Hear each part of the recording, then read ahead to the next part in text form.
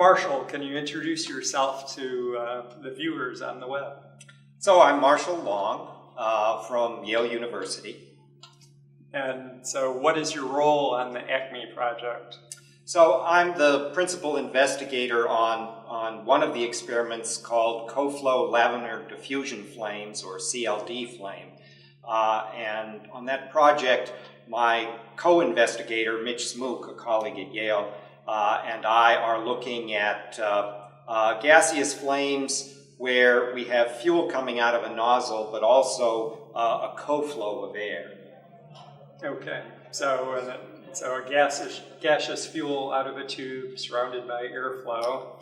And so what is the relevance of studying a flame like that? Well, so it turns out that the specific thing we're looking at is what goes on when the fuel is diluted, and sort of both ends of the dilution spectrum, where we have very dilute fuel produces really weak flames, and pure fuel produces very sooty flames. And it turns out that both of those cases are difficult for computational models, which is what Mitch Smook does, to predict. Okay. And then, so by improving these models, we can improve predictive ability, so right. Improve design capability. Exactly. You know, more than half of the world's energy production comes from burning hydrocarbon fuels. And with all that we know these days about effects on the climate and human health, it's really important that we do this as cleanly and efficiently as possible. So the things that we learn in this kind of study will help in all the realms where we're burning fossil fuels. Okay. So I can see the relevance. So why are we conducting the experiment on the space station? Why in microgravity? Well, it turns out that in microgravity we can stabilize weak flames that wouldn't exist on Earth.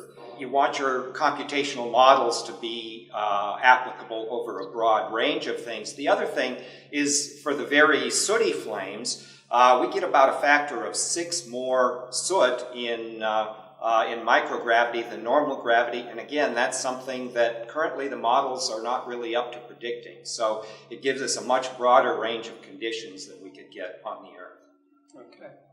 Thanks for that explanation. So for people who might be interested in following in your footsteps and becoming engineers, combustion researchers, professors, any guidance, any suggestion for those who might be interested in a technical career? I would say follow your passion. Do something that's interesting to you, relevant to society, that you care deeply about. And you know, in the case of combustion, it's a really tough problem. It involves fluid mechanics and chemistry, and we study this experimentally using optical methods, so that's lasers and detectors and spectroscopy.